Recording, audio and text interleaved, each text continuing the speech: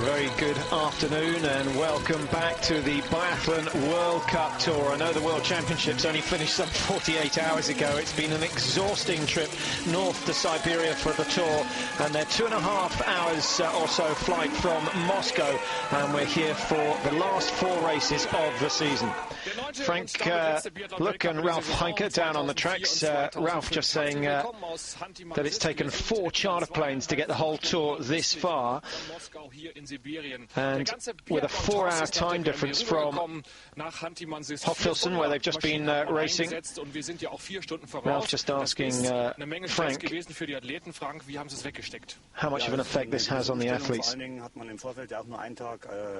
Frank back to his normal serious self, saying that of course it's a difficult situation to cope with. They've only had 1 day to practice on the tracks, but the conditions, he says, are the same for everyone. They just have to cope with it. Interesting lineup today. It's the last sprint of the season. Sven Fischer, Ole and Bjorn Dahlen fighting for the yellow jersey and therefore the crystal globe for the sprint events.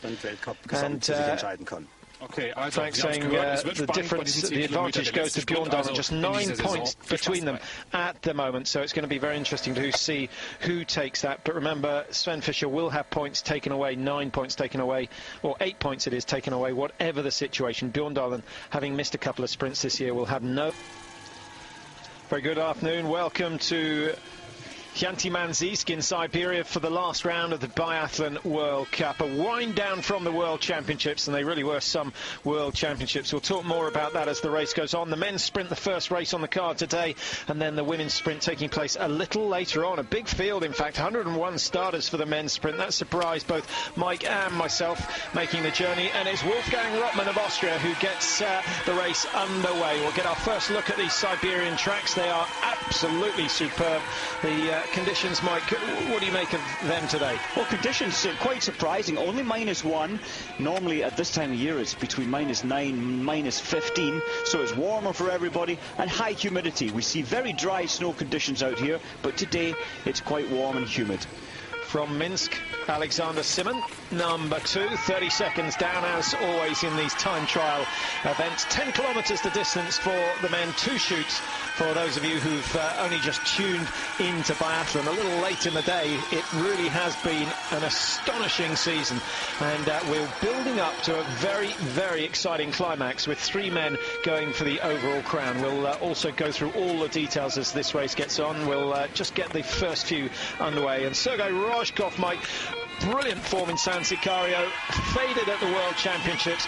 I don't think there was any surprise there, because his aim was to be in good shape for the pre-Olympics. Well, that was his aim and the Russian team's aim, but he must be a little concerned today. You can almost see it doesn't quite have the power, the drive. His head's moving around there.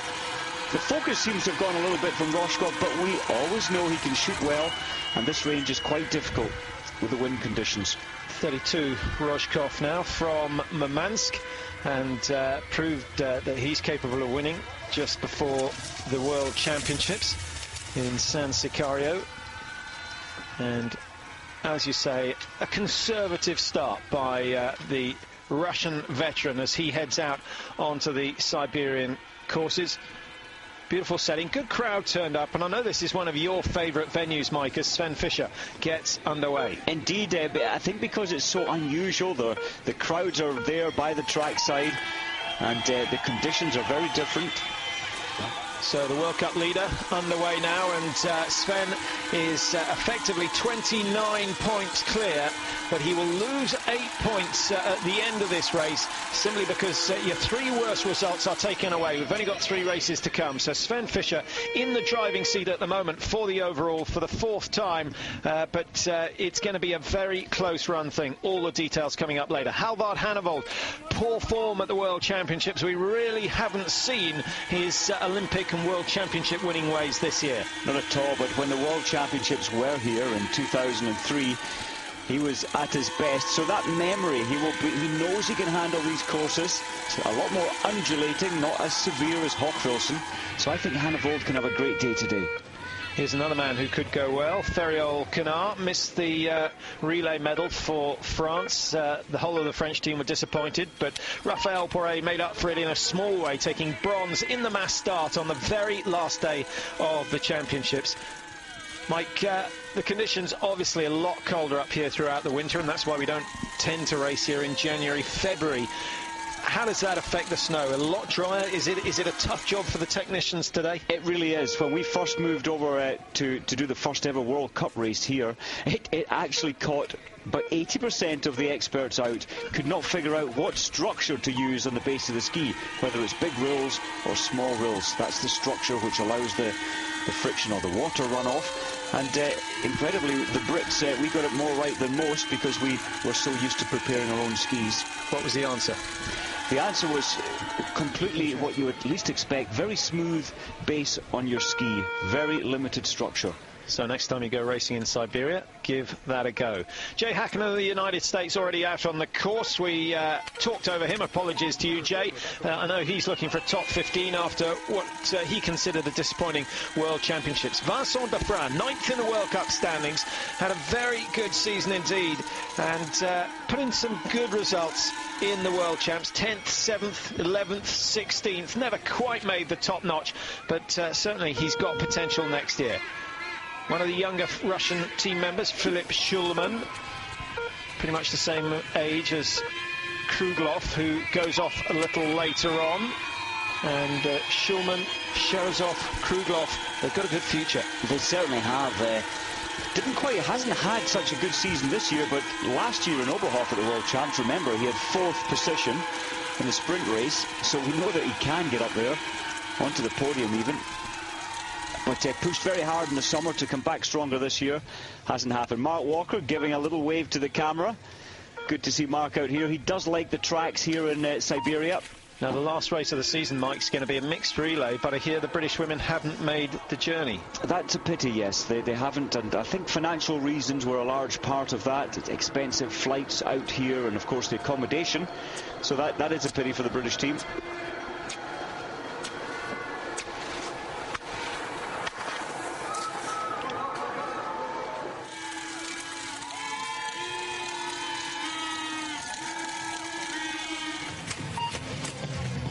So sure about the Hutus, but it's good to see them out in numbers, and they're all very passionate about the sport of biathlon here in Hänty-Mансийsk. Robin Clegg getting on the course. He had a superb run in the relay, and if he can mirror that image and that performance, then I think Robin Clegg could be a top 15 finisher today, and that would be just the way to wind up his season. Sven Fischer out on the course. 4:05, the quickest so far from Rotman of Austria. Sven's going to be in touch, certainly. Question is, how hard is he going to push himself early on? 4:04.7. He's inside Rotman's time, and there is your answer. He certainly is fired up today. He's inspired. He wants to take this title, and pushing so hard. We saw him pushing for the 5 races at the World Championships, way above his normal, and he's doing it again today. Well, if Sven can finish in the top 2 of the last 3 races, then the title is his, but that's a big ask. What he's got to avoid is having a slip up at all. Otherwise he'll be in trouble, because Bjorndalen has missed more than 3 races, so he won't have any points taken away. We'll just run down the order at the top 3. Fischer leading 838 points, but he loses 29 if you take away his worst 3 races. Poiret on 809 loses 10. Bjorndalen on 787 loses none. So effectively Fischer on 809, Poiret 799, 10 points behind. Bjorndalen 787, so 12 points behind Poiret. 22 points separating the top 3 in the World Cup standings, and still 150 points up for grabs. Whatever happens, this is running to the very last race. It is. They're keeping it exciting, keeping you on the edge of your seat right up to the final race. And how will the pressure, that's what I'm trying to figure out, how is the pressure, especially on the range, going to affect these 3 great biathletes? Fischer, Oleana Bjorndalen and Poiret. Sven's gasping for air out here. I think it's they only had 1 day to look at these tracks, which was yesterday, Patrick. Of course, as Frank Luck said, same for everybody. But they haven't really got a feel for the environment yet, as the crowd come to life.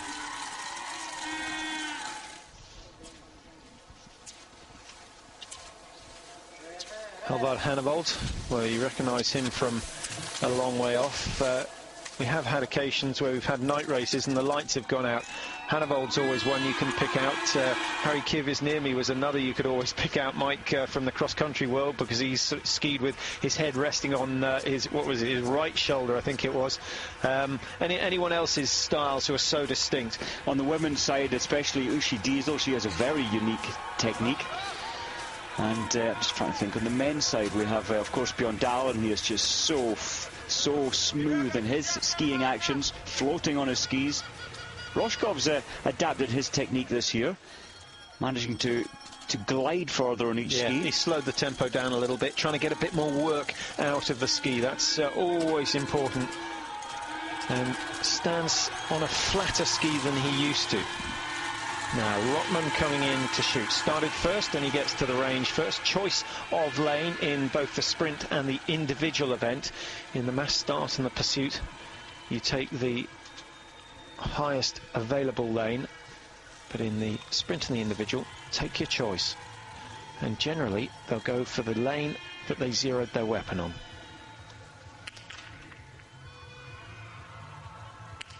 A rare prone miss for Wolfgang Rotman.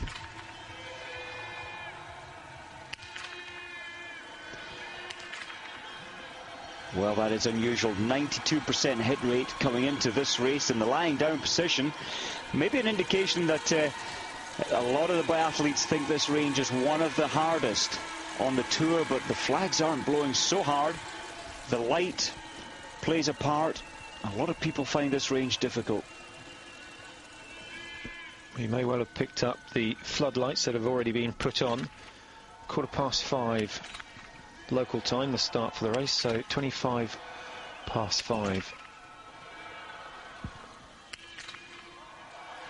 4 out of 5 for Simon, and an opportunity now for Sergei Rozhkov to take the lead. Pretty consistent with the rifle this year, Rozhkov. 89% hit rate in the prone, and in these conditions he should be safe.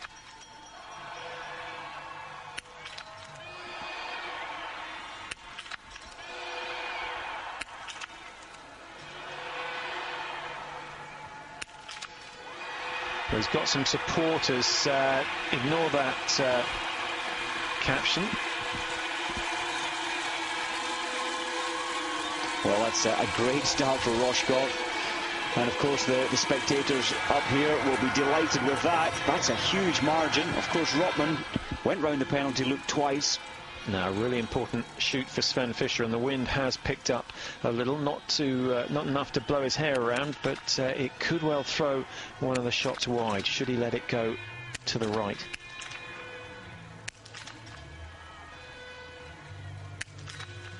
Well, that is the performance of a champion, and Sven Fischer has certainly put the pressure on Poiré and Bjorn Dahlen, the two challengers, for the overall title. Excellent start from Fischer. Not only is he shot clear, he has skied faster than anyone else so far. Rozhkov on 9:38 is going to be demoted to second. Fischer goes through 9:23.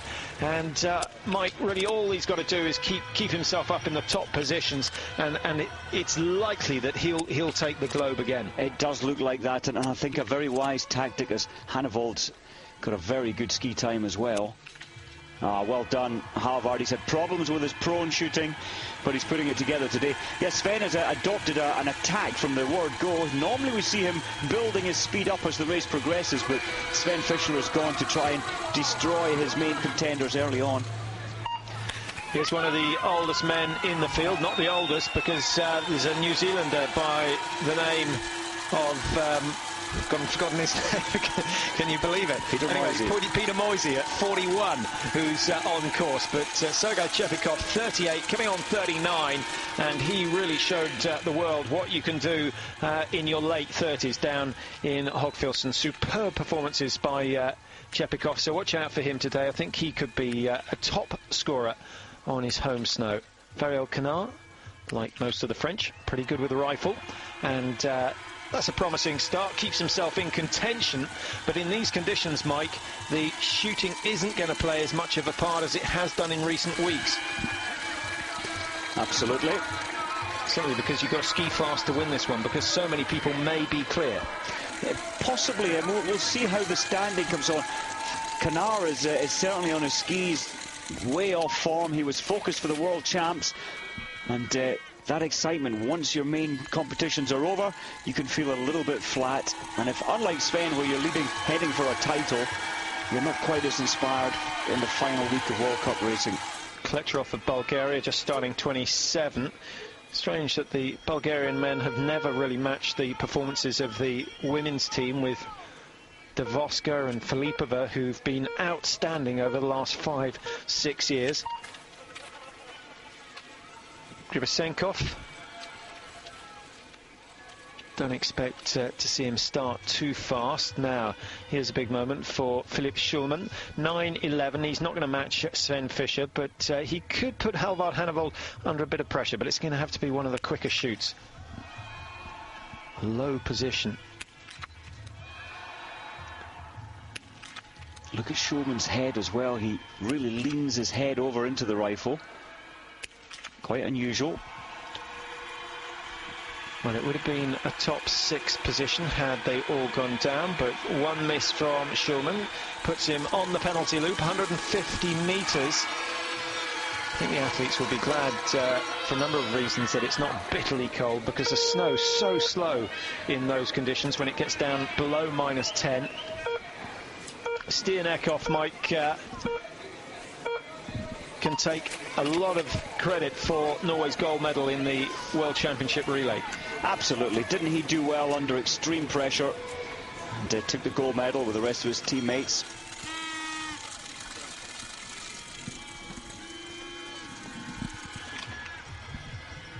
Now, Alexander Wolf. A big change of the sights there. That was 2 or 3 clicks anti-clockwise. Well, that means he feels the wind has died down from half an hour ago when he last zeroed. Must have been a bit worried after that first shot. And he clears the remainder. So Wolf needs a good result to boost his mental attitude to biathlon, having had a bit of a disaster in the German relay, but I think he was really saved by the fact that Fischer and Gross also put in their worst performances of the year, so he's not wholly to blame for the fact that they failed to get a medal in the men's relay. I think that was the biggest surprise over in Austria. Hoff Wilson at the World Champs, 6th. You would never have predicted Germany finishing 6th place in the men's relay. Well, you wouldn't predict that Ebisawa would hit 5 out of 5 either. And you'd be right on this occasion. Had real problems. 60% hit rate in the prone, below 60 in the standing. He's not locked into his rifle well at all. His right elbow wasn't pressed down hard. I mean, that really is, that's poor, Mike, for someone who's been on the tour this long. Is he just trying to, is he skiing too hard, pushing too fast? I would say it's an element of his position there, and also in your mind, if you haven't been shooting well lately, it's so difficult to come out of that dip in form, and you just don't know what you're going to do next. How can you change it? How can you make it better? Another very fast ski from Zhang. He's well inside the time we saw from Alexander Wolf, and could match Vincent Defrain.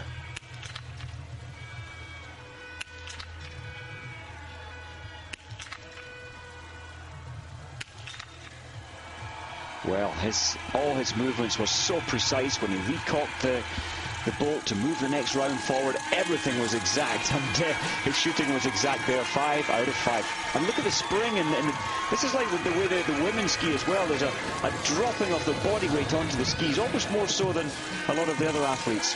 Well, it takes a lot of energy, and you can just see the amount of development that's taken place in the quad muscles, the thigh muscles, and the hamstrings from just that technique. So he's an immensely strong athlete, and Zhang, very interesting indeed. The blinder he's using, Mike, looks as though he's taken an insole out of his training shoe and just chopped it in half. It's pretty extraordinary. We'll catch up on Zhang when he shoots again. Nikolai Krugloff, as expected, goes clear, and the time is okay. He's not quite on the same sort of form that we saw last week at the World Championships. Krugloff so close. It really was an outstanding meeting for the young Russian. Well, he's made Hantei-Mensijsk his hometown, and we certainly could hear that when he hit his 5th target. Well, he deserves a top 3 here. He got 5th and 4th in the sprint and the pursuit in Hofilsen. Dropped to 35th in the individual, but all the Russians, we feel, had bad skis on that day, and then he was 4th in the mass start. So unlucky not to take medals. Mickey Grice pretty much fell into the same category, 6, 5, 2 and 10. That silver medal in the individual saving the day for Mickey Grice. Well, here is the hero of the hour, Ole Einar Bjorndalen, on his way perhaps to claim the sprint title today. It is the last sprint of the season. The top 6 finish will keep him in red.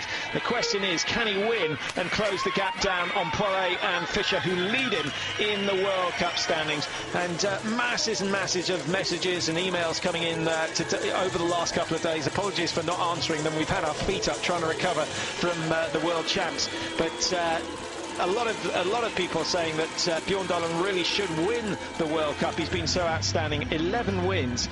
And while we watch Bergman, I just should tell you that if we use the Alpine or the FIS scoring system, Ole Einar Bjorndalen would be on 1,337 points. Sven Fischer, who currently leads the biathlon, would be on 966. The Globe would have gone to Bjorndalen already. Absolutely, in the FIS terms, Bergman missed 2 there. Yes, they do award a victory, and maybe, I know Biathlon and the IBU have looked at this. Do we award a victory with 100 points and then second place 80 points? There is a case for that, but then the season would have been finished a long time ago in the excitement terms in biathlon. And I think this way is good. It used to be just a point, 30 points, sorry, for a win, and down to the top 25, so they have reviewed it and moved it to 50 points for a victory. I've got mixed opinions. I think I absolutely take your point in that it leads to a closer season. I think the very fact that there's a lot of luck involved in biathlon. If you come in when it's windy, therefore you have to have a slightly less, severe penalty for not winning. And as we watch Rojkov up against Frode Andersen, who's missed a couple more, 2 misses for Andersen, 2 loops, that he can make up for that with his ski speed. Rojkov nice and steady, and he goes clear. Good shooting from Rojkov. He's going to set the target time, 19:15 on the clock at the moment. He'll be out in around 19:30. Now Sven Fischer. Oh, look at the speed here. This man is so focused. Well, not only has he skied well, he has shot brilliantly. He goes clear, and whatever Rojkov does, Sven Fischer is going to better it. And this could be the race that seals the season for Sven Fischer. He needs to beat Poiré and Bjorndalen. He'd love to make it his 5th win of the season, which is looking very, very probable indeed. 18:44 for Fischer, and that's a brilliant clear shoot. Well, Fischer is unbelievably focused, and that will be a very hard result to beat. So Bjorndalen knows that he can hardly miss one target or he doesn't take this race. Hannevold. Well, that's the best shooting we've seen from Hannevold for a while. It may well be worth the top 10, but in these sort of conditions, a number of athletes should shoot clear, and it's going to be a question of what sort of ski form Hannevold is on. 18:52. He'll be inside Sergei Rojkov's time, Mike. It's a good performance. It's a very good performance. Hannevold loves these tracks. He's got the memory of his successes at the World Championships here a couple of years ago, and he's only 18 seconds off Sven Fischer's amazing early pace, and they've both hit all 10 targets.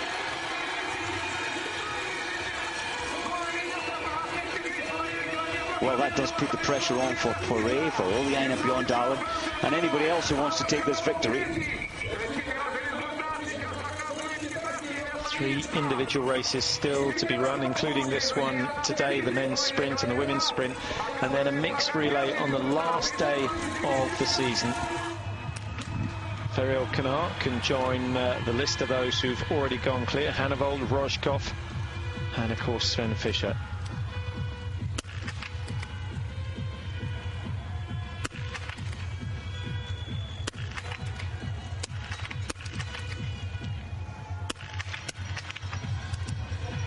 First and last, the two hardest shots going wide for Feriol Canard. His teammate Vincent Defrain going a little better. One more target to go and it goes down. So Vincent Defrain putting in another fine performance. He's been very, very good this season, and I think he could be a main contender last year. I've always thought, Mike, that Defrain has really blossomed since Raphael Paret started to struggle. It does appear that way, doesn't it, where his teammate has not performed to his best this season, and Defrain has got this renewed self-belief. And look at that, second place right now, brilliant.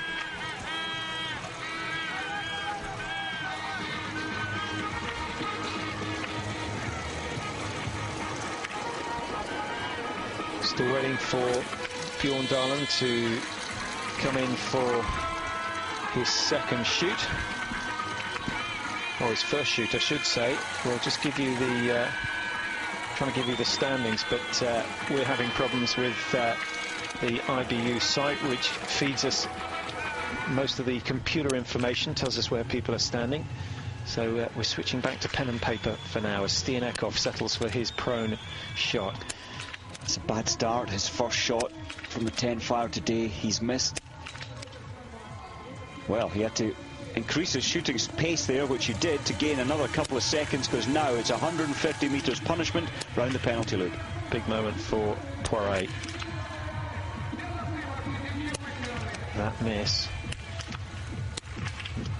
Two misses from Poiret. He must be wondering what he has to do to get it right.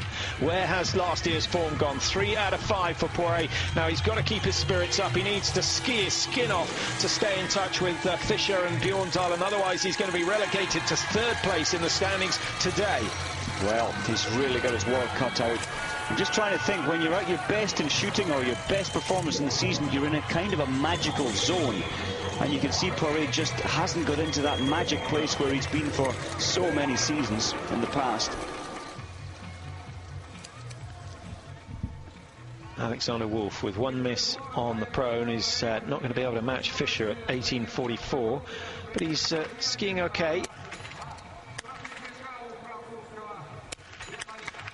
Mark Walker for Great Britain settling wearing bib number 11. 3 misses for Alexander Wolf. That is a poor finish, and he may well find himself outside the top 60 if he doesn't get a move on.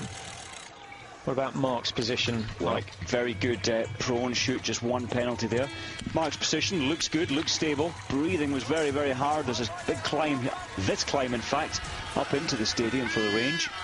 And Oleana Bjorn Dahlen not going flat out at this stage, starting to think about calming himself down before the first shoot. I wonder whether he knows about Sven Fischer. I'm not sure that the Norwegian coaches will want to impart that sort of information at this stage of a race. I wonder their strategies they do keep to themselves, but I think Oleana will, as an athlete, you do want to know exactly where you stand in the overall picture of the race, and you want to know today how far behind this man you are, because I think Sven's going to take this victory. Well, it's been an outstanding performance, and he's kept his form right the way throughout the season. What can Zhang do? Another clear shoot, and he could be on the podium. Oh, what a shame. What a shame. It was too good to be true. 9 out of 9, and then the last one thrown wide. 18.47, Mike. He would have been inside Vincent Defrain, would have put himself into the top 2. As it is, Zhang is going to be struggling to stay in the top 10, but it's another indication that the Chinese are here to stay. Liu and Ribo Sun in the women's tour, and Kong, and they've just got a whole host of women, but Zhang has been their #1 male. Absolutely, and magical. His performance is just... You saw his confidence there in the stand position, but the last shot let him down. Began to think about it. Krugloff already 6 seconds outside Fischer.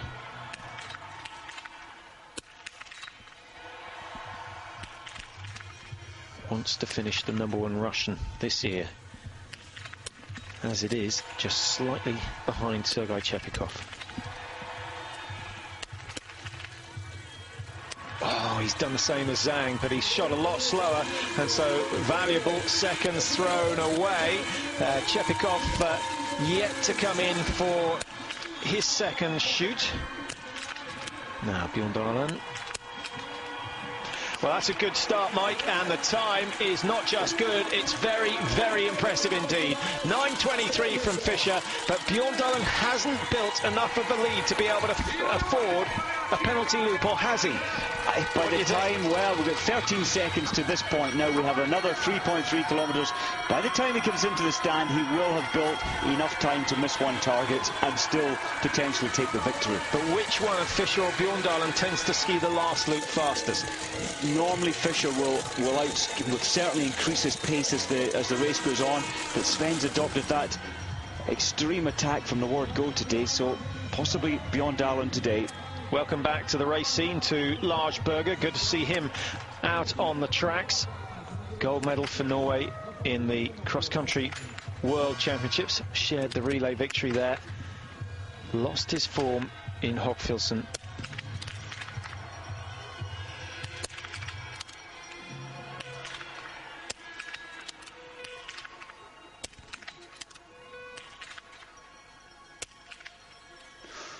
Perhaps Berger's last chance of a victory this season has gone. 3 out of 5. Gruben doesn't look too happy with that. I think he knows what's coming. It must be terrible for a coach. It's a bit like having a bad penalty taker in your team who has to take a penalty at the end of a drawn game. Fischer comes across the line, 26:55. Clock's not stopped, but he's got the lead. We can confirm that. And 26:50 is the sort of time that Bjorndalen is now after.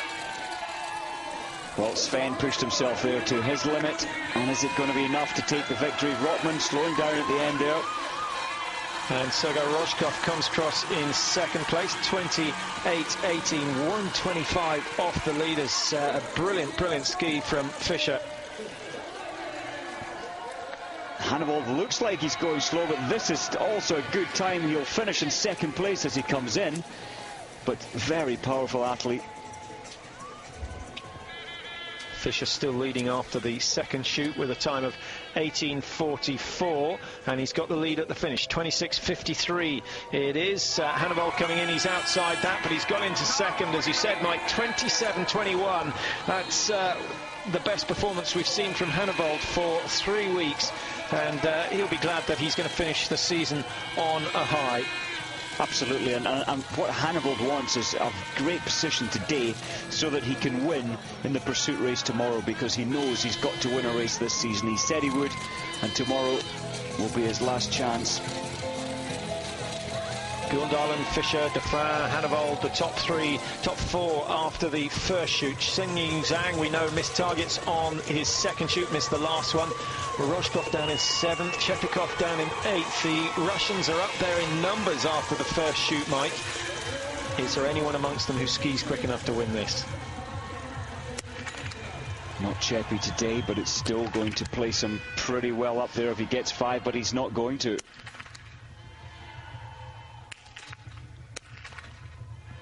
4 out of 5 for Chepi seems to be the standard score. 9 out of 10, and as we suggested, it needs to be a clear shoot to win today. You can see with Rozhkov, he's lost his skiing form, and Rozhkov knew that he had to hit 10 out of 10 for any hope of making a top 8, top 9 position today, placing himself well for tomorrow. But when you've got so many spectators and the press are really interested in the Russian team here, obviously, it's a little bit added pressure on their shoulders.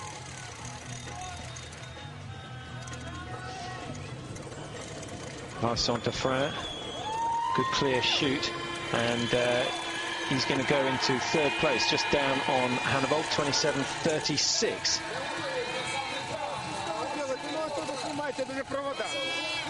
So Germany, Norway, France, the top teams at the moment. The Russians will be wanting to put that right. Kruglov isn't going to be able to do it. He's missed a target. Chepikov has missed, and so has Rozhkov.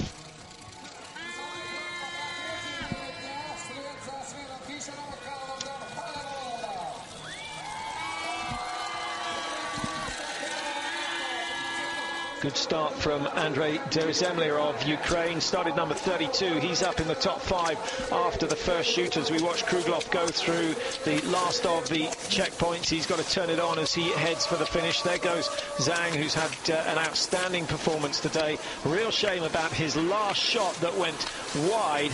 Otherwise, he could have found himself on the podium for the second time this season. He got a silver medal in Antolz in the individual event there. That was his highlight of the year, but he could have matched it today. Schulman going through 2:48 off the leaders.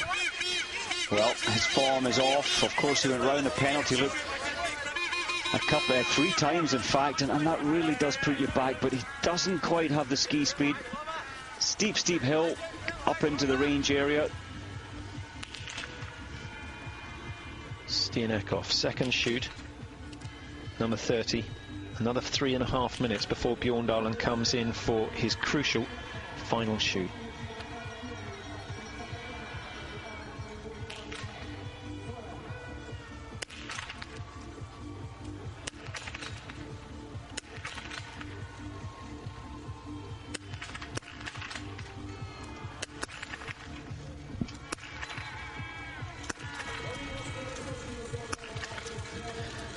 Well, Roger Gruben looking down there, body language not overly impressed. Well, Norwegians looking a little nervous. Mike, the overall title wasn't Bjorndalen's target at the beginning of the season. Do you think he's changed his mind now as we watch Poiré coming in for his second shoot? Target's already missed by Poiré, so he's out of the running for a win. This is now a damage limitation exercise, trying to get himself up into the top 6. Look how fast he skied though, Patrick. 2 penalty loops, and he's really blasted round that last 3.3. What a shame. That was a very good effort. He was in desperation stakes there, wasn't it? It had to be all or nothing for Raphael Poiré, and he's got 3 misses, and that is going to push him outside the top 5, certainly, and he may find that he only adds a couple of points to his tally, which will really give Bjorndalen an opportunity to take the lead. Bjorndalen, though, must go clear on his last shoot if he wants to win this one, because Fischer has put in an outstanding run. 18:44 Fischer's time after the second shoot, and Bjorndalen must be on about 17 minutes at the moment. Robin Clegg coming in for Canada. Looks like Zhang to me. It is Zhang. 27:31. Third place for Zhang at the moment. Take 25 seconds off that, and he was only just outside Fischer's time. Incredible ski time from Zhang. Look at that. He's taken himself way over his limit. Robin Clegg there, 2:31 behind, missing 1 target. Robin's lost a little bit of his skiing form from earlier season. Well, there are the positions after the second shoot, and no sign of Raphael Poiré. He's out of the top 8, and we're just waiting for an update on the computer. He's down in 11th position, 1:16 off the lead. Now, if he can gain 5 seconds, he can get himself back into the top 10, but whatever happens, Mike, Poiré is going to lose ground in the World Cup standings. Egil Kjelland, we'll focus on him for a second. Started 35, a minute and a half ahead of Bjorndalen, who is approaching the range as we speak. Well, that stable, solid hold that Kjelland has shown us for, 10 years now on the World Cup Tour. Always reliable, rarely winning, but forever up there. Yeah, he's a coach's dream when it comes to picking a relay team, but it's difficult to pick Kjelland over Berger when it comes to a sprint event, because you know if Berger gets it right, he's got a chance of being first or second. Absolutely, you need that dynamic speed on the skis. Here we go then with Bjorndalen, crucial race, and he's already missed 2. Now, what is the time? He's got 3 out of 5. Bjorndalen has lost that standing form that he showed in the mass start. 18:09 on the clock. He's still 30 seconds inside Fischer. He won't give up a chance of winning this one. He's going to be 10 to 15 seconds down as he comes off the penalty loop, Mike. I think it's going to be advantage Fischer. But whatever Bjorndalen does, you cannot be surprised. Yeah, this man will cease to surprise me, and probably cease to surprise himself. Sven did go for the hard from the start tactics. Sven did tire in the last loop. Can Bjorndalen keep the focus and keep the push, he could possibly even still win this. Only he could, but it's unlikely. Yeah, one miss and they would have been almost level as they came off that last penalty loop. But Bjorndalen has another 150 metres to do. He'll be ruining the fact that he threw away 2 early shots in that standing. 18, 57, 58, 59. He's going to be level with Vincent Defra. This is a question of what Bjorndalen has left in the tank. Surely he's not going to catch Fischer now. 150 metres back, Mike. That is too much to ask. Well, 25 seconds, Patrick. Sven Fischer was going for his life out there. It's a tough one. He'll probably pull it back to 15 seconds. And only Bjorndalen can. Just thinking back at the World Championships, 5 races in 9 days. 1 day travelling, which was Monday. A day yesterday to just feel the tracks. And now another race. They are so tired out here. Carl-Johan Bergman, 106 down. It's been a very, very solid season for Bergman. He's up in the top 16 of the World Cup standings as far as the sprint goes. And he's certainly shown that he has the potential to win races. Now, Large going through. Can tell you that Rico Gross has also just been through the range and missed 3 targets. If you're a Rico fan, I'm afraid it's bad news for you. With 3 misses, Gross isn't going to be able to make up for that. Large 2 and a 1. That's pretty average by his standards as far as his shooting goes. And he is going to come out, well, he's not going to be too far off the top 6 or 7, Mike. He's brilliant. He's exciting, Lars Berger, because he doesn't appear to be going fast, but he's pushing himself to the limit. It's so smooth. His action is just so economical, and very good that he's on the Biathlon World Cup. Well, we'll try and track Bjorndalen's progress on his last loop. 25.9 seconds down on Fischer. He's only 0.9 of a second behind Deris Zemlier of the Ukraine, who's skiing exceptionally well in 4th place at the moment. Sherzov goes out with a 1 and a 0 to give himself a chance of finishing in the top positions. Mike, this is an outstanding ski from Sherzov so far. Well, much improved ski time from last week at the World Championships. We had back to Russian foot. Maybe he's happy with the change of environment. No, that's an interesting point. And in fact, if I can find it, we had an email wanting to know a little bit more about the food, what the guys eat, and how many calories they pump into their bodies every day just to keep on the tour. You got any sort of personal preferences or know anything about the teams? Well, I mean, yes, Norwegians partly take their own food over here to Siberia, and that's based on breads and all the sort of extra additional little bits of carb loading. But without a doubt, you need to keep topped up 5,000-6,000 calories a day.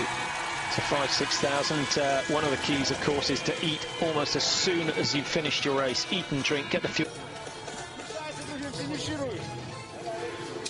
Stienekov just coming through.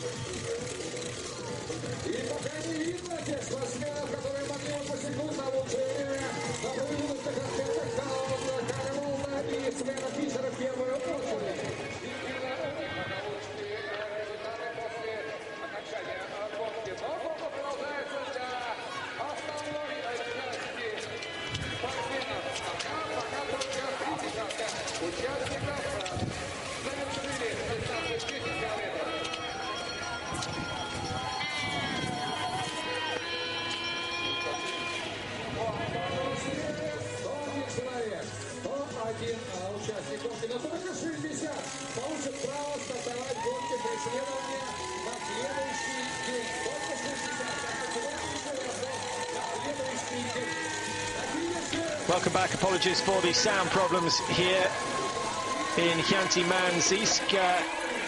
One of the occupational hazards as Derry Zemlia comes across the line. That's an excellent run from the Ukrainian.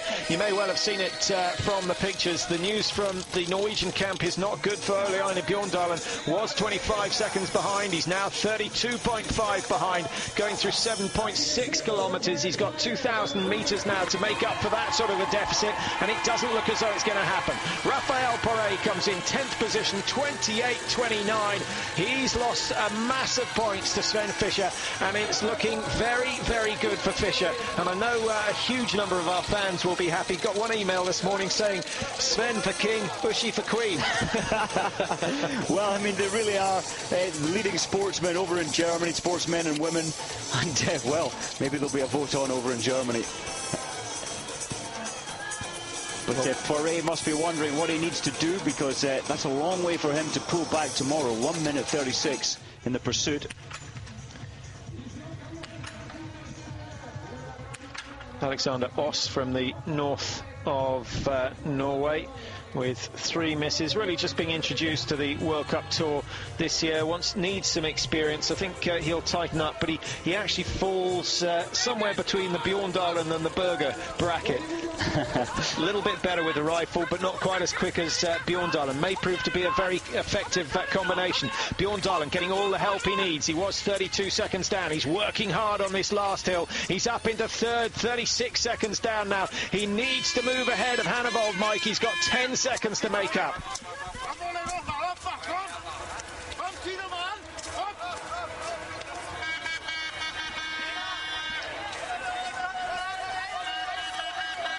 Into the stadium now for Ole-Einar Bjorndalen. He's approaching the finish line. He's 36 seconds down on Fischer. There's absolutely nothing he can do to make up for that. He's chasing down Hannevold to try and limit the damage. Fischer is going to gain at least 4 points today in the World Cup standings, possibly more. Bjorndalen won't have any taken away. It's complicated mathematics at this stage of the year as they deduct the worst races. But Bjorndalen has been beaten by his main rival. He's going to come in 7-8 places ahead of Raphael Poré, who's down in 10th at the moment, could move down to 11th position overall, and if he finishes 11th he'll only pick up 24 points compared to Fischer's 50, which we think is on the cards. Tomasz Sikora of Poland in the top right hand corner of your screen. He's had an excellent last couple of weeks, and Bjorndalen coming down 9 seconds. Mike, can he make it up on Hannevold? No, he can't, is the answer. 27.21 has gone. He's trying to get inside 27.31 of Zhang. He's going to make that, but only just 27.29. Bjorndalen with 2 misses on the last shoot. If he'd missed just one, by those timings, Mike, he would have lost as well. But I think we might have seen a different Bjorndalen. I think we may well have, although he's absolutely strapped for energy out there. But can Sikora get in between Bjorndalen and Fischer and affect the points, the grand tally of points? What a season Sikora's having. Sadly, we didn't see him on the podium at the World Champs. Yeah, he was very, very close to a whole series of good races. A late start today. I was a little bit surprised to see him starting in Group 2. 9th, 10th, 5th and 5th at the 4 individual World Championship races.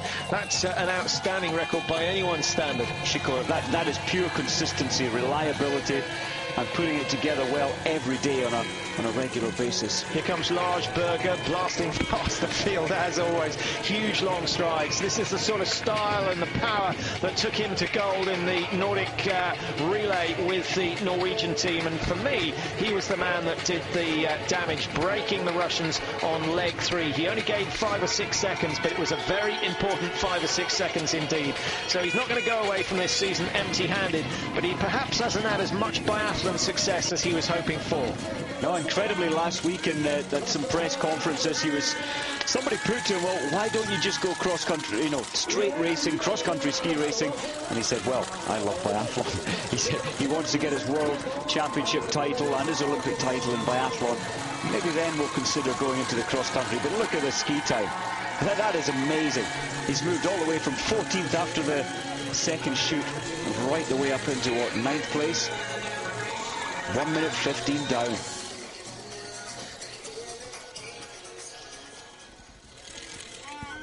Somebody was asked as well, does he go out training with his sister? And of course she's one of the fastest skiers in the women's tour. And he said, why would I want to do that? She is so slow. He wasn't being very complimentary.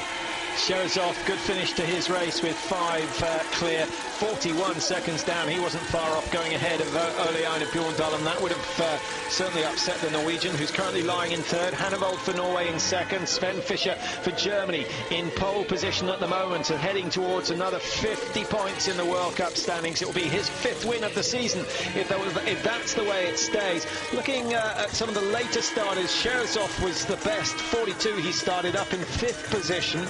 After the second shoot, Mike, any of the later starters coming through? Well, still got some big names down there, but conditions-wise, I don't think it's changing. It's not getting any slower, but obviously the key players have been put in groups 1 or 2. And we saw Shikora go through. He's about the best of the last, isn't he? 55 he started, and he's up in the top 7 after shoot number 2. Hopefully we'll see a Schlesinger coming in. And Ilmar Brissis not going too badly either. Rico Grosswell, he missed 3 in the prone, which is almost unheard of for Rico, but he's there in the foreground shooting now. Look at Rashenkov's time. He wants to put things right after sadly his poor performance in the relay at the World Champs. Look at Rashenkov. Can he get 5 with 5? This looks promising. Very promising indeed. The 38-year-old has gone clear, and Fischer has not won this one quite yet. 18:44. He's going to look at the clock and say, my goodness, I've got a chance of winning this one. And he's come out, and it's going to be just down on the German. Now, that's good news for Fischer, who must have been a bit nervous. It's bad news for Bjorndalen, who may well be bumped down another place. 18:53. He's going to have to ski some over this last loop. He's 9 seconds down on Sven Fischer. I can't see him making that up. He's only 9 seconds clear of Hannavold, and he's 24 seconds in fact, clear of Ole Einar Bjorndalen. So that is going to be very, very tight indeed. And here's the young 22-year-old former world champion.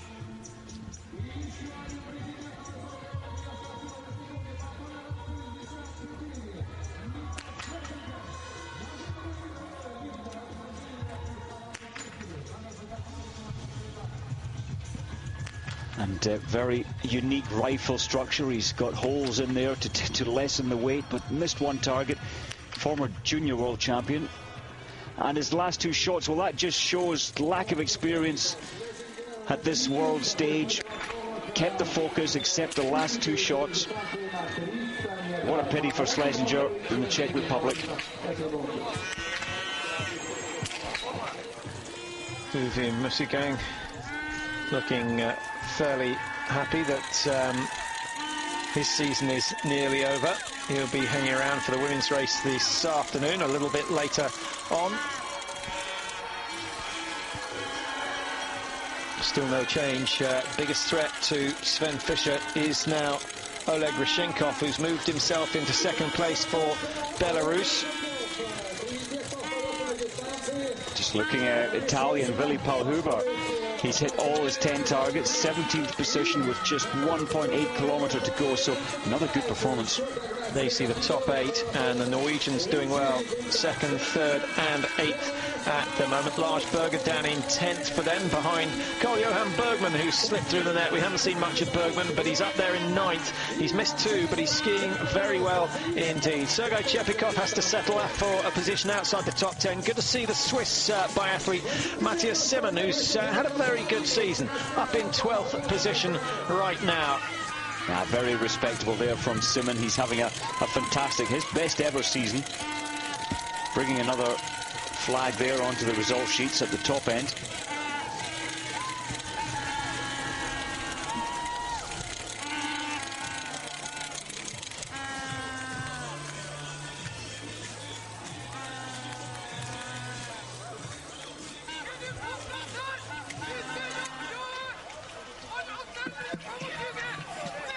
Shikora certainly getting the support that he needs out on the course, and he needs to turn it up for the last leg.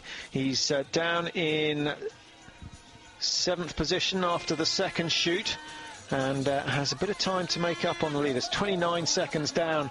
He's only 4 seconds slower than Ole-Einar Bjorndalen at this start, and Sikora certainly has the potential to make it into the top 5, and this is a fighting performance from the pole. Watch the clock, 26.06. Look how close it is. 4, 5 and 6 all with the same time. Deri Zemlya, 26.07. Sikora goes in 26.09. 3 seconds will make a world of difference for the pole. He's gone clear, and the technique's starting to indicate that he's tiring. His legs are absolutely strapped of energy.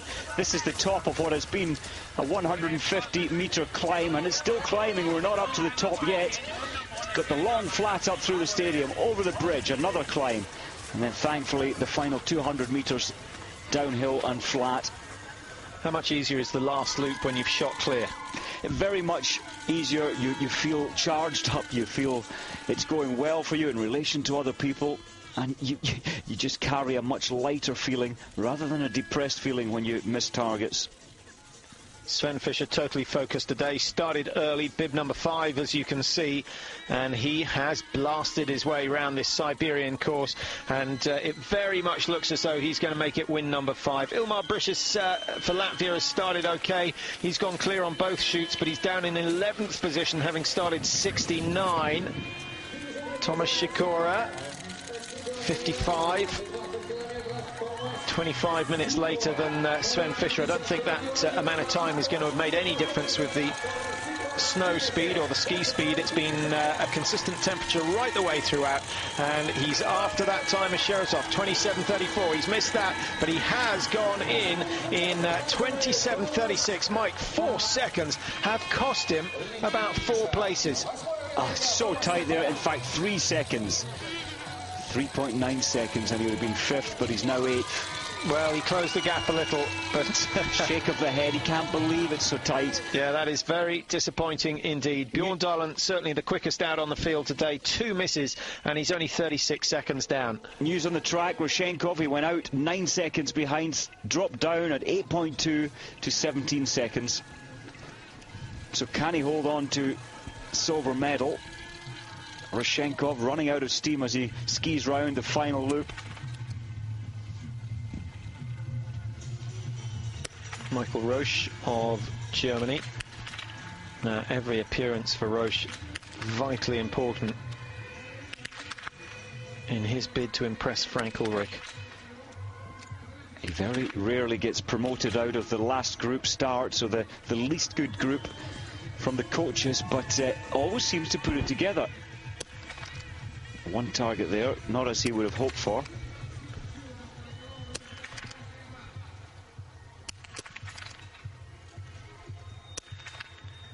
Another of Russia's up-and-coming stars, Shudov, with 3 out of 5. That's a poor shooting record by his standings. Both Thiele missing targets, Mike Anderson missing targets for the Norwegians as well. They're not going to feature in the top 20 of today's results. As we pick up on Irichenko, 32.5. That's not a bad run at all.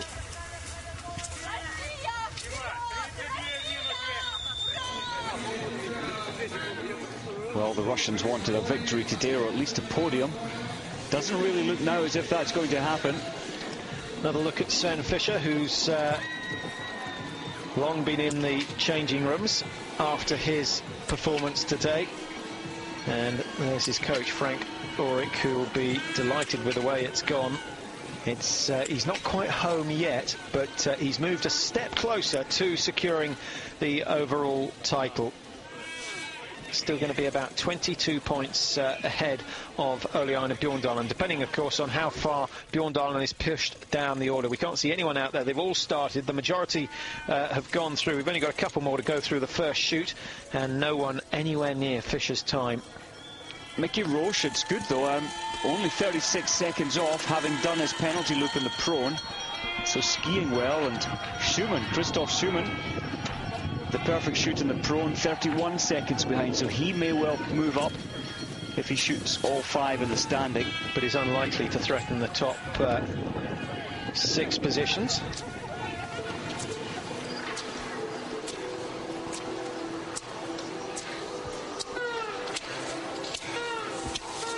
Brisis going into 13th. Brisis had a very good start for the Latvians, but just fading a little in the closing stages. Bilanenko, well, he was so unlucky not to get a medal in the mass start. He put in the only clear shoot of the World Championship mass start, but dropped from second down into 9th position on the last sprint leg.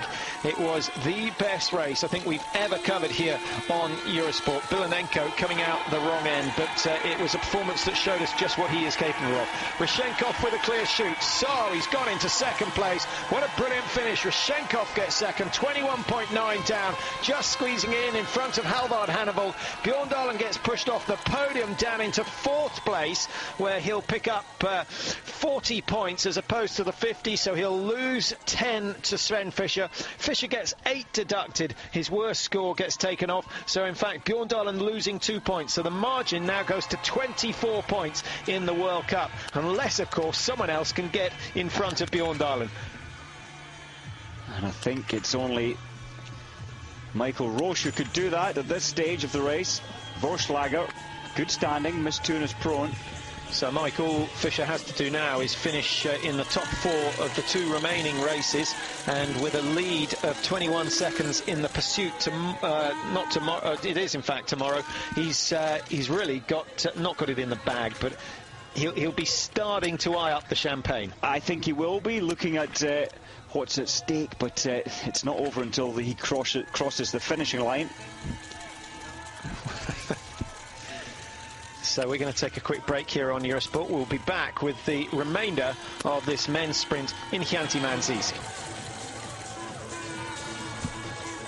Welcome back to Hänty-Mänsisk in Siberia, the last round of the biathlon World Cup events. Round 9 it is, 3 individual races here, and then on the final day of the season, a mixed relay, which is really for a bit of fun, but they're experimenting to see whether it should be part of the World Cup in future, and I really hope that as many teams as possible put in an entry so we get a realistic impression of what the event is really like.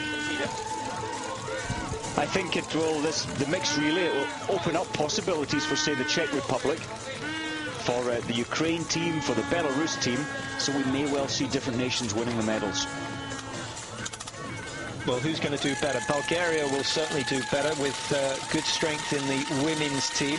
The Swedes, Mike, a bit disappointing. They don't have any, they've got one top woman, Anna Olofsson. If they had 2, then they could really make a challenge. Absolutely, and I think this in Sweden, I know that they have many clubs and they have good development. It would be lovely to see more women on the World Cup tour from Sweden.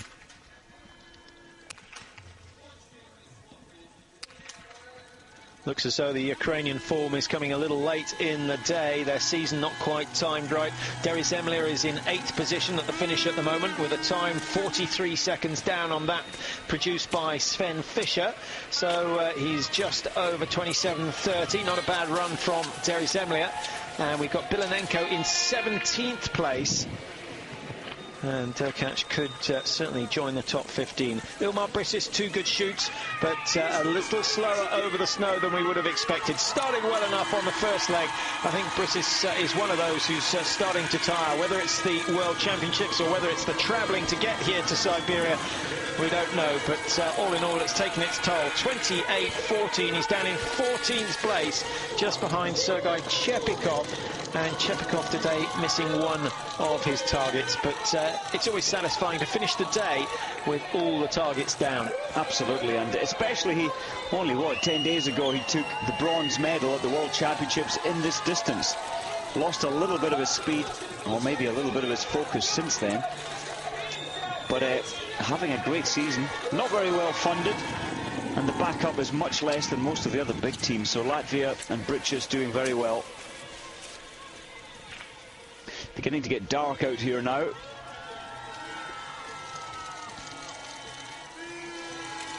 Tila, well, Jeremy, he also likes the tracks here. And the vodka out here on the last night when I was with him last time out here. But putting it together, missing only one target. And 28.43, take away 25 seconds for that penalty loop. And he would have been within 120 of the leaders. That would have put him into the top 15, which is what he was after. So a shame that he missed the one target that he did. Prakunin now. Oh, that's not what we expect to see from him. 3 misses in the standing, and he's going to get dizzy on the penalty loop. Maybe he should start thinking about his summer training. Incidentally, the Russians can ski for another, month and a half before all the snow's gone. Many of the Europeans will use altitude, but generally during the summer months, Mike, it's cycling, running and roller skiing. And we had an email in wanting to know from Judy and Roy, wanting to know about where you can get roller skis and stuff.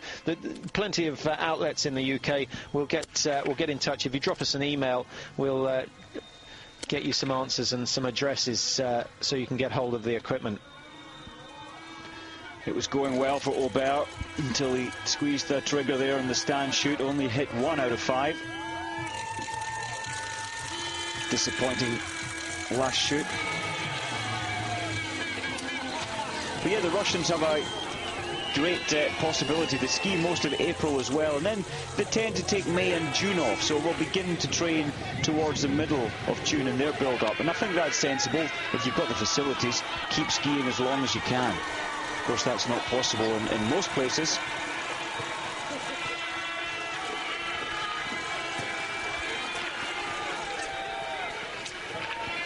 Matiasko, just 2 years ago, putting in some great races, but well, we can see it there in his body movements. So tired.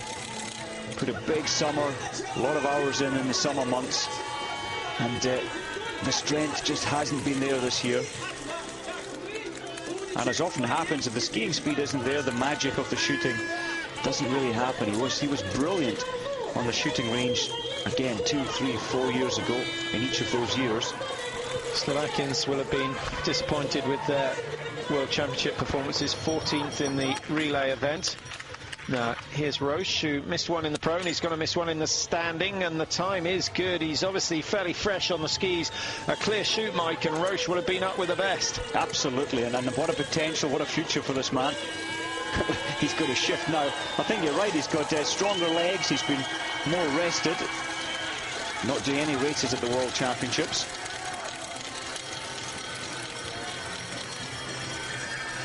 Goes past Alexander Aubert without any trouble, but Aubert is already on the second of 4 loops before he can get back on the race board. Roche going through just 21, so really in the very early days of his development. Remember, the relay teams at the World Championships, the average age of the top teams, certainly Belarus 31.5, the Germans 31, the Russians 31.5 again, Norwegians a little bit younger, but still up around 30.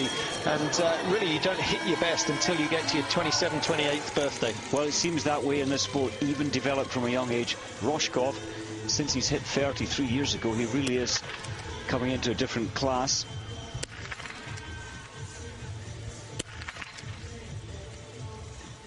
That could mean that old Nikolai Kruglov is going to be a major star. He's only 23 at the moment, so if he goes on getting better at the rate he has done over the last 2 years, then he is going to be of the same sort of caliber as Ole-Einar Bjorndalen. But I know that Kruglov is eager. He's not impatient, but he's very eager to reap rewards, and his aim was to be in gold medal winning form for next year's Olympic Games, and 2 4ths and a 5th at this World Championships would indicate that that's exactly the way it's going. He certainly is progressing well, and yeah, with another summer to build more strength, more experience, although his shooting is fantastic, probably the best now, with Rico Gross having a bad day on the range.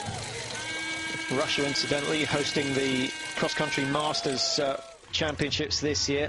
Over 900 entrants into the event. A great occasion, and certainly something worth looking into. A Nordic skiing fan.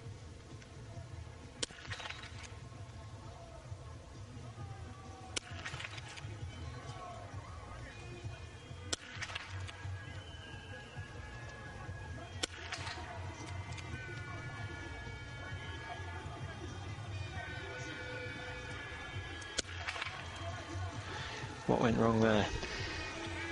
Again, it's the mind getting involved, saying, right, I must hit these targets, thinking about it, putting more importance on different shots instead of just sticking to a routine of stable position, the breathing routine and the sight picture. Top 25 result possible for Arachenko. Not now.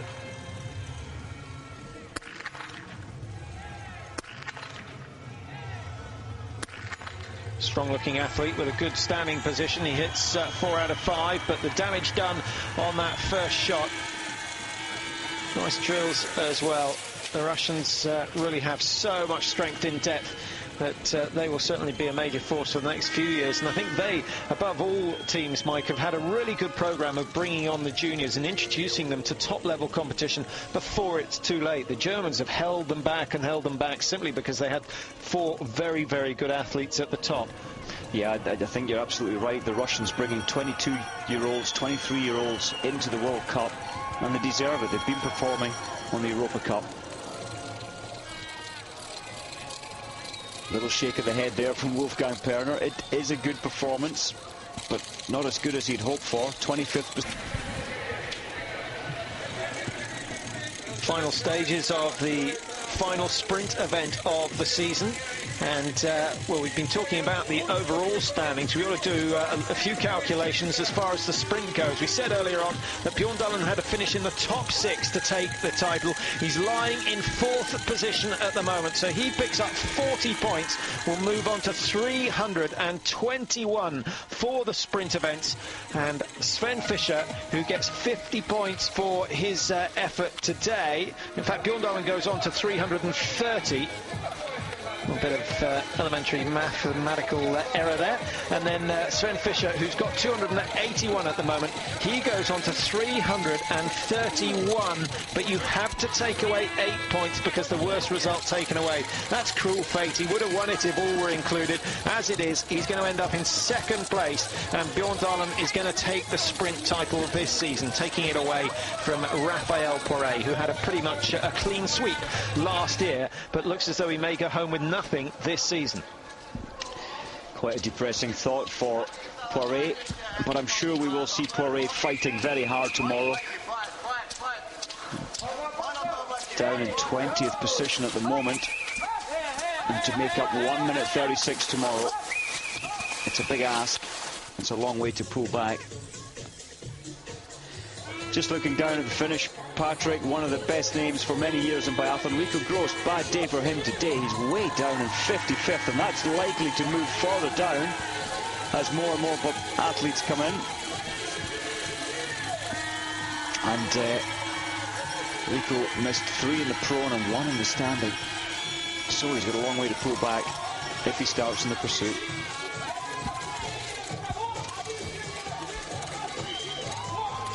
Magnus Ada.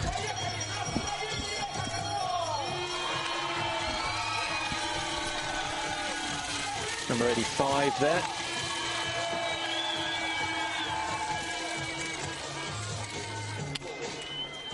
One of the Polish athletes, the best of the Poles so far today. Tomasz Sikora, who had a very good run but tired in his charge to the line. Another 3 or 4 seconds would have saved him 5 or 6 places. It was very, very tight.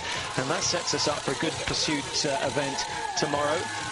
And then, of course, we've got one more mass start to come. That's I'm very glad they've included a final mass start for the season, the last individual race of the year. Here comes Roche, who's not shot as well as he might have done, but 8 out of 10 has kept him in the running. He's only 121 behind the leaders, and if he can keep that sort of a margin, then he's going to finish in the top 20, but only just. Poré at the moment down in 20th position, 125 off the time of Sven Fischer. So Poré, Mike, at the moment is only going to pick up a total of 11 points to boost his tally. He's going to lose 8 of them, so he's only going to get 3 points. And Bjorn Dahlen, who's going to pick up, we think, 40, is going to go up into 2nd place in the World Cup standings with another 2 events, and it could change each day. But Fischer has done all that was asked of him, and he set off fast. I think he was probably secretly very glad that he got an early start number. I think you're right. He would have been delighted. He knew it was all there ahead of him. And probably, when you look at the conditions now, slight advantage for Fischer starting in 5th position. Getting colder now. And getting quite dark. Well, the women's race is going to be held in the night lights. And the temperature drops pretty severely up here. Down to -15, -20. Well, that's a good day for the young Roche. 15th place. And get limited. 1 minute 22 behind the winner. That's a good time.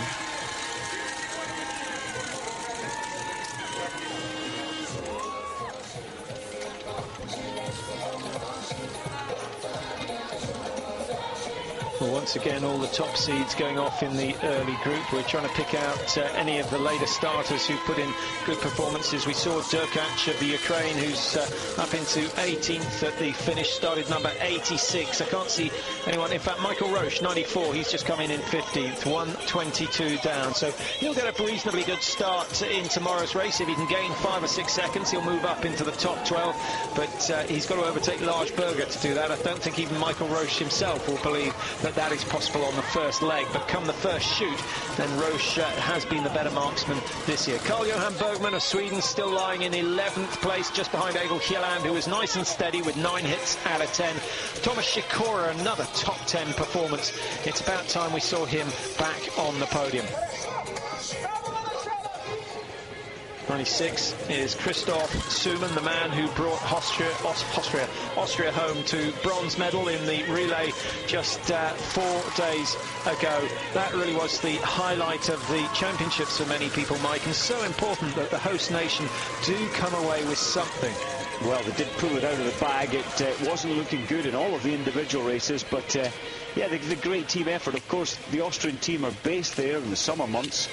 They know the range so well, and they were hoping to medal in the relay. It didn't look possible, but they pulled it off, no problem at all. Just looking further down, Tom Clemens has just been knocked out of the top 60, so won't be starting in the pursuit. Shot 1-1, 3 minutes 18 behind. That's a good ski time for Tom Clemens. Mark Walker down in 72nd, and Lee Jackson down in 76, missing 3 targets. 2:30 behind for Suman. He didn't look too fussed by his performance today. Ruslan Lysenko continues a good run of Ukrainian results, just misses out on the top 30 in World Cup points, but he's got himself safely into the start list for tomorrow's pursuit event. Only the top 60 from today entitled to enter that. And I'm sure you know already, but your start time determined by your finish time today. So it will be Fischer who starts first. Rishenkov will start 21 seconds down on Sven Fischer. And Halvard Hannevold will start 28 seconds down. Bjorndalen 36. Zhang of China 38. Now that will be an interesting competition there, Mike. Zhang versus Bjorndalen. They start pretty much side by side. That will be very exciting. Zhang was, for me, one of had the best position in the stand today, the most positive attitude when he was recocking and stabilising, the fastest shot, but he did miss his last one. Jakob Borsen of Sweden, the last starter today, a long, lonely ski for him. Been doing his utmost to catch up with Dmitry Borovic, who started number 100. And although these men aren't likely to affect the top 10, 15 positions, every result they get so important, especially at this stage of the season. If they can produce a World Cup point-winning run by finishing in the top 30, then you can guarantee that the talks, the deals with the sponsors are made that much easier over the summer months. Lots of summer biathlon going on as... And Fran wanting to know where they are and whether we'll be showing them. Well, they haven't been shown in the past on Eurosport. Well, we haven't been booked for this year, so I think it's a safe bet to say that they're not likely to be shown on Eurosport, but you'll certainly be able to get the information on the IBU website. What about up in Aviemore? Are you hosting any with your new club this year? Yes, I hope to, just certainly for the younger age groups using air rifles, so some running and shooting, and some mountain bike and shooting, so just for fun, just to develop the getting out of breath and then picking up the air rifle and shooting at 10 metres. So how soon are you going to get that underway? Hopefully in the summer holidays, we'll be staging a couple of races, and then as the years progress and the club develops. And what do you count as young? 10-year-old. Oh. 10, young. So one day, hopefully, going to set up some people to match the best in the world in biathlon. Well, that's a long-term project, but we wish you well on that. And if you're up in Aviemore, Glenmore Lodge, that's where it's going to be based. And we'll watch the progress as the years go on. But that's the way to start, surely, in the UK, is to find a range that can be used. Use air rifles. It's exactly, you know, same weapon, just a different caliber, different distance. Yeah, but same reaction. You're out of breath. You're squeezing the trigger. And I think the running and shooting world championships are great fun, as well as a good vehicle for training for the winter sport itself. Good shooting from Dmitry Borovic to come in with 9 out of 10, but 3:41 down. He's lost over a kilometre, maybe 1,300 metres to the best from skiing alone. And Jakub Borussen, who started 30 seconds behind Borovic, isn't going to be any quicker, I don't think, over the last bridge. He's got a break left, and he's now over 30 seconds behind Borovic, so he's going to find himself outside the top 60, certainly with today's effort, and he's got himself a day off. He's got himself a day off tomorrow, and he won't find himself in the top 30 of the World Cup standing, so he won't start on the final day either. Maybe the Swedes will find a combination team for the mixed relay, and Borussen can get the skis on once more this season. Otherwise, his year is over. Borussen, 30, 55, 79th position. Those 3 misses in the prone, very expensive in the end. So here we go, confirmation of the finishing results here in Hänty-Mансийsk. Fischer it is who claims his 5th win of the season. Rishenkov, a late start but an excellent run, going clear in 2nd. Hannavold 3rd, Bjorn Dahlen slips to 4th, 40 points, but he's won the Sprint World Cup and he's still in contention for the overall. Thomas Sikora down in 9th ahead of Egil Kjelland. Bergman just missing out on another top 10 finish. Berger, well, that's much better than we saw from him in the World Championships in 12th. Ahead this time of Chepikov, Bissis, Roche. But look at that, Raphael Paret. I think his chances of the overall World Cup disintegrating today in the sprint event. He's down in 21st position. He picks up only 10 points. And he loses 8, as that's the worst score that's going to be deducted from his tally. In fact, I think I have to correct that. I think he loses 3. Yeah, he loses 3, so he picks up 7 in total, but it's not enough to stay ahead of Oleana Bjorn Dahlen. Roman de Stael, Mike, a disappointing run. His moment of glory came in the individual race in Hogfelsen. That's what you call perfect timing for your peak. Absolutely perfect timing. It was his best day ever racing, and it was at the World Championships. Well, that's all we got time for from Hänty-Mансийsk. Just enough time to see Fischer, Bjorn Dahlen, Poiret, the top 3 in the World Cup standings.